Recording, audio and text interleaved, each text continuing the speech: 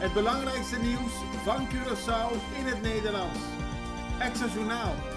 Vers van de pers.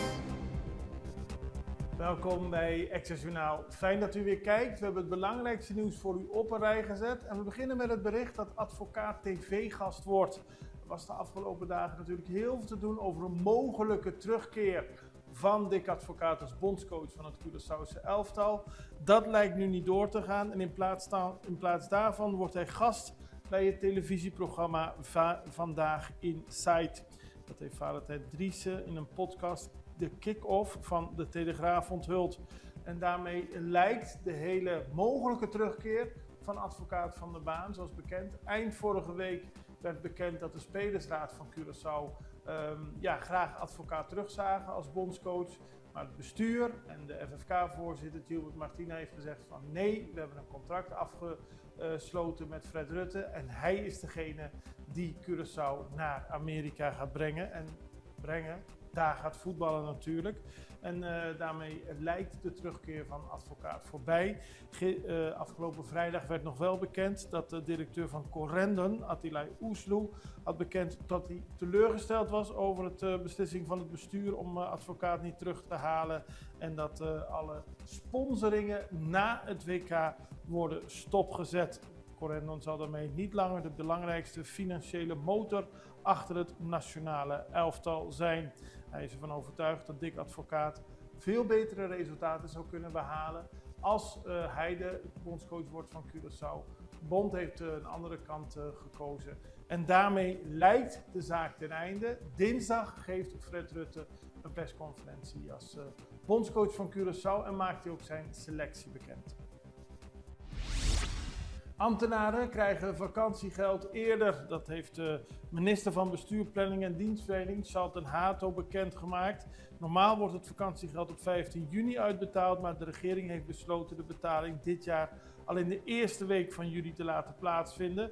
De vakbond had hier ook om gevraagd. Vakbond APVO had al gevraagd om het vakantiegeld per 1 juni uit te betalen, omdat veel ambtenaren onder extra financiële druk staan door de stijgende kosten van het levensonderhoud.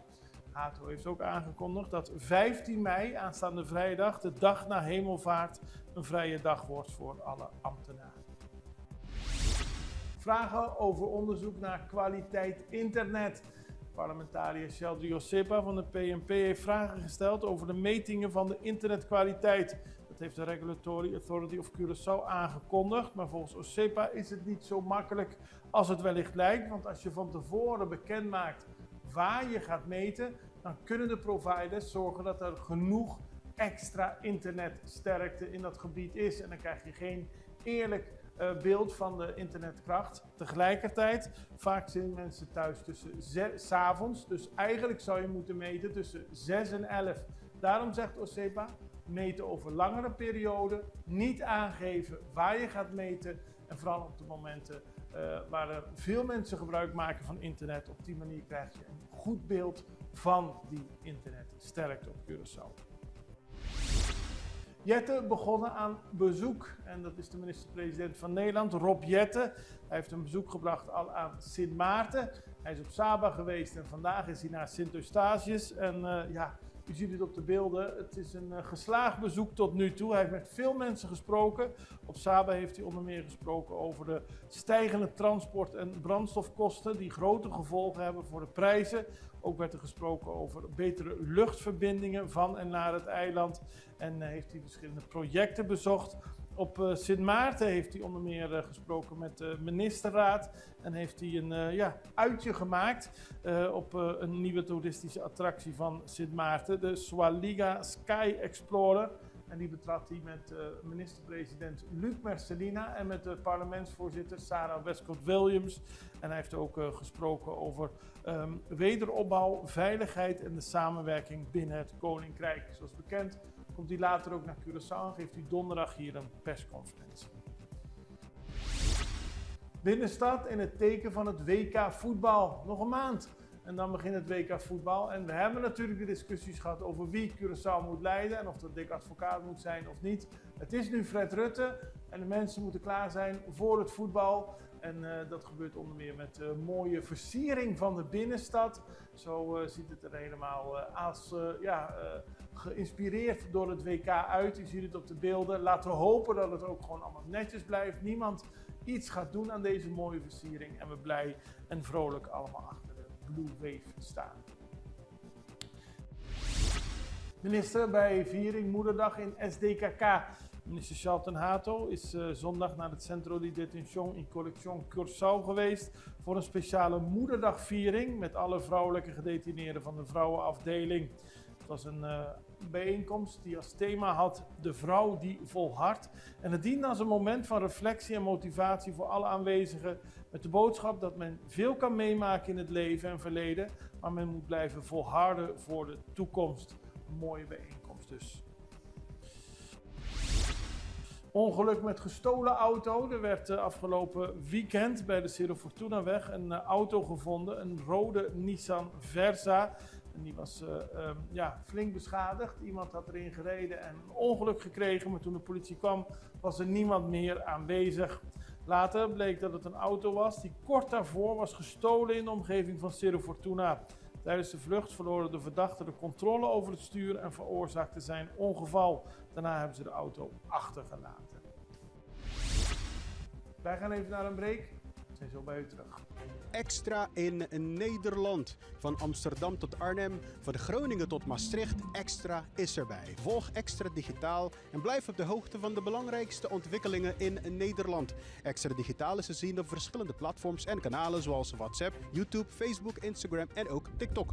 Wilt u ons op de hoogte brengen van een evenement of iets doorgeven? Neem contact op via WhatsApp, e-mail, Facebook of bel gewoon 06 1364 2945. Volg of abonneer je op Extra Digitaal.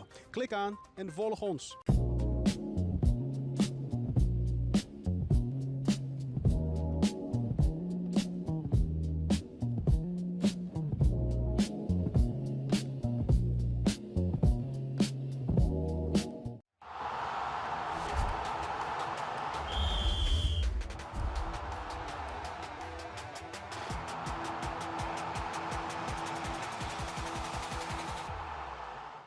We beginnen met weernieuws. Ja, nieuws over het weer, want er is opnieuw een tropical wave onderweg naar de Cariben.